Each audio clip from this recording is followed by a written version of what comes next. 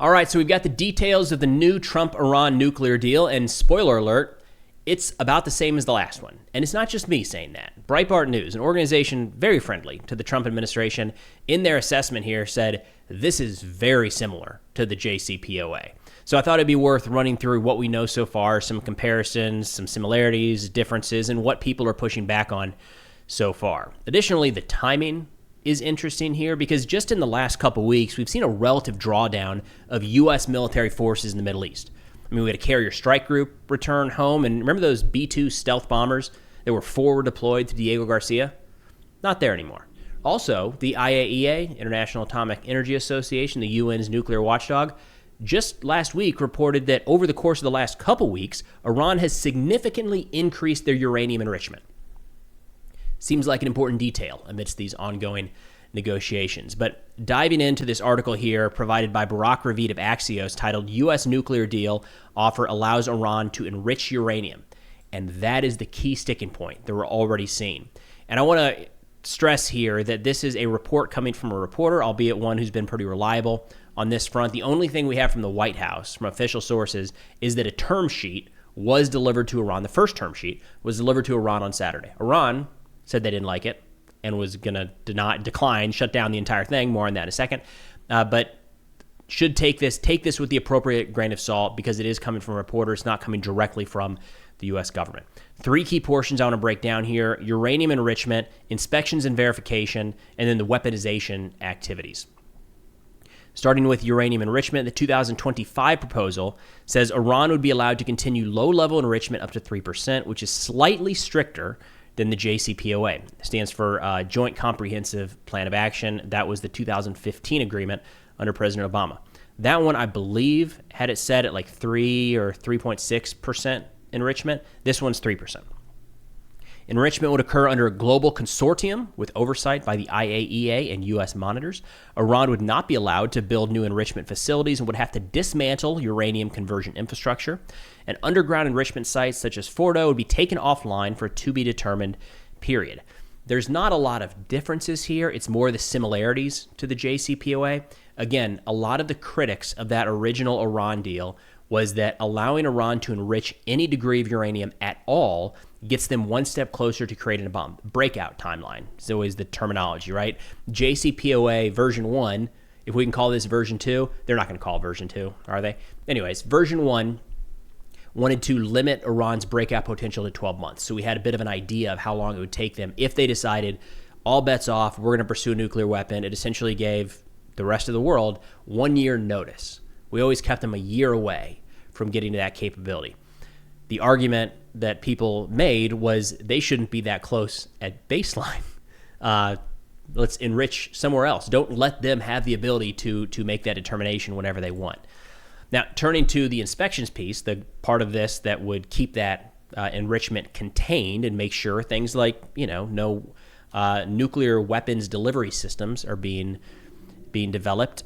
This is also about the same as the JCPOA.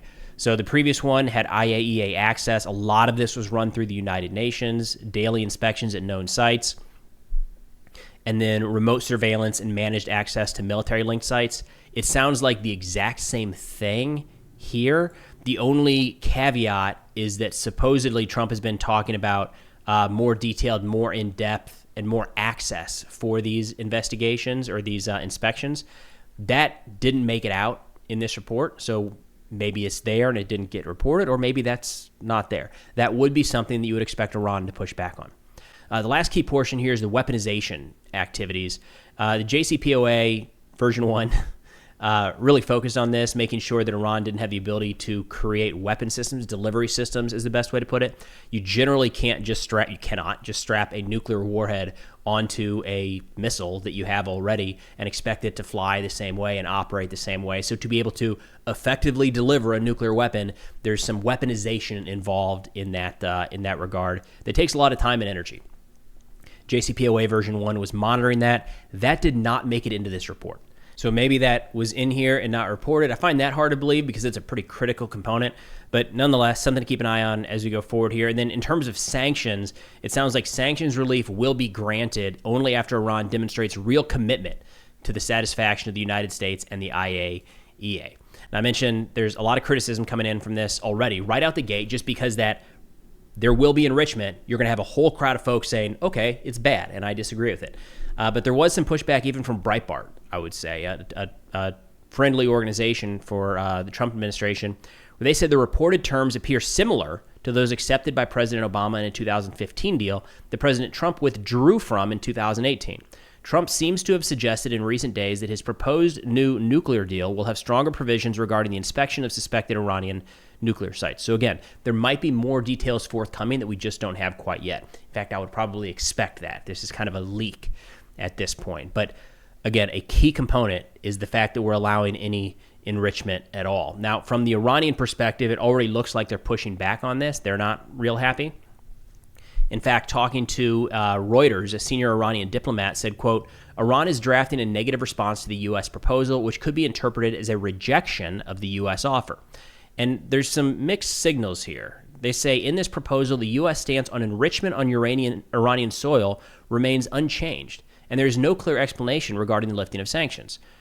We get that from the sanctions. It just says make sure you do what the stuff we tell you to do, and then maybe down the road we'll remove sanctions.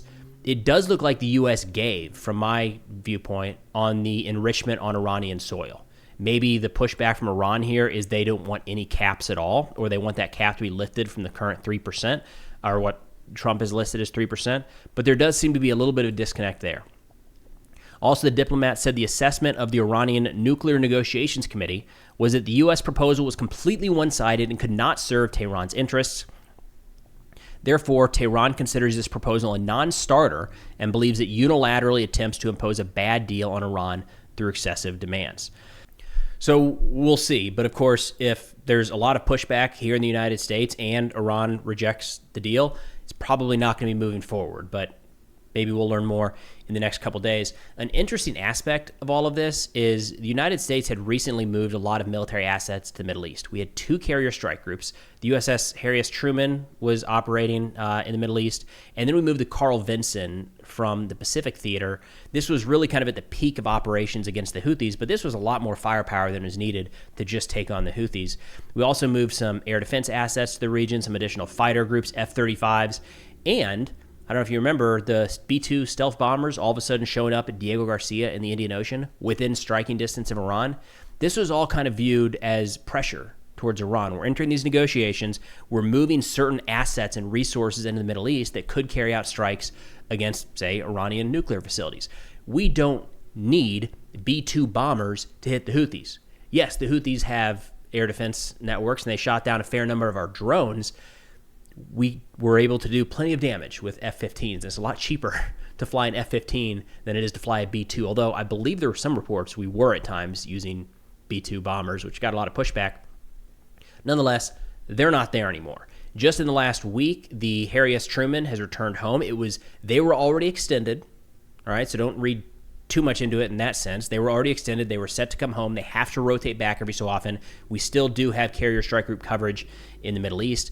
But the Harry S. Truman's home. That's a lot of firepower that is back stateside. And we've seen kind of a turnover at Diego Garcia. So again, this one's hard to interpret. It's not that the base went empty. If we look at let's go back to April 12th. Satellite imagery here, you can see 5 and ended up being 6 total B-2 bombers, 6 KC-130 tankers, 135 tankers, and then 1 C-5 cargo plane. This raised a lot of people's interest. Like, oh, wow, that is the type of asset that would be used to penetrate Iranian air defense networks and then strike key targets. B-2 bombers, 100% is something we would use for that and F-35s. Right now, we got some new satellite imagery just a couple days ago that shows Diego Garcia, all of those B-2s are gone. Those reported towards the beginning of May, actually. The B-2s returned home. Now, we have 4 B-52 bombers, 10 KC-135 tankers, 5 F-15E Strike Eagles, and then a C-17 and a C-5. So there's still firepower there, still can do a lot of damage. I don't know that the F-15s and B-52s are necessarily in the same category when it comes to attacking a target like Iran. Again, you're probably looking for more of that stealth capability from a B-2 or an F-35. But nonetheless, notable turnover in terms of U.S. military capabilities in the Middle East. And this comes amidst a report from the IAEA. International Atomic Energy Association, the UN watchdog, just came out a couple days ago where they say that Iran now possesses over 400 kilograms of uranium enriched at 60% purity, which is well above the level used for civilian purposes and close to weapons grade, and a near 50% increase in the last 3 months. They say it's enough for about 10 nuclear weapons, if further refined, making Iran the only non-nuclear armed state producing uranium at this level. So they've increased recently. They say Iran has produced enough highly enriched uranium at a rate equivalent to roughly 1 nuclear weapon per month over the past 3 months. So past 3 months is on or about when, I believe, when Trump sent the letter to Khamenei saying, we're going to get this thing sorted out. You have 60 days. Was it 60 days? I think it was 60 days. Nobody knew when the 60 days began or ended. It sounds like right about that time, Iran started ramping up their enrichment. The IAEA Director General, Rafael Grossi, said, quote, the significant increased production and accumulation of highly enriched uranium by Iran is of serious concern. And Prime Minister Netanyahu's office in Israel said, quote, such a level of enrichment exists only in countries actively pursuing nuclear weapons and has no civilian justification whatsoever. Again, the nuclear, all of the details of this nuclear enrichment, all that's way over my head. I'm nowhere near smart enough to understand it all. The best of my understanding is 3% is enough for civilian operations. When you get past 3, 4, definitely 10%, you're talking about moving towards a bomb. So the issue here is that what is Iran doing with a bunch of 60% purity uranium? That's not civilian need. And interesting timing here as well. Now, we also had a report last week that's really flying under the radar that kind of lines up with this new IAEA report, this one coming from Austria. And it directly contradicts a U.S. report that Iran is not pursuing a nuclear weapons program, which I'm going to start there, actually. Just this past March, the new Director of National Intelligence, Tulsi Gabbard, told the Senate Intelligence Committee that they assess that Iran is not building a nuclear weapon, and the Supreme Leader Khamenei has not authorized the nuclear weapons program that he suspended in 2003. That has been our consistent assessment since 2003. So for the last 22 on or about years, we have believed that Iran is not continuing their nuclear program. Their nuclear weapons program, excuse me. There are other people that have felt differently over the years, and we just got one that came out of the woods a couple days ago. To be fair, I'm not sure if this is a change in their assessment, but it's definitely different from the recent U.S. assessment. This one coming from Austria's version of the FBI, or Domestic Intelligence Organization, Domestic Law Enforcement, the Directorate of State Protection and Intelligence Service. They wrote last week in an intelligence report, quote, in order to assert and enforce its regional political power ambitions, the Islamic Republic of Iran is striving for comprehensive rearmament, with nuclear weapons to make the regime immune to attack and to expand and consolidate its dominance in the Middle East and beyond. The Iranian nuclear weapons development program is well advanced, and Iran possesses a growing arsenal of ballistic missiles capable of delivering nuclear warheads over long distances. That is directly contradictory to the U.S. assessment recently. I don't know what to do with that. All right. Full disclosure, if that was the Israeli assessment, I'd say, well, we know that Israel wants Iran to have zero nuclear program at all.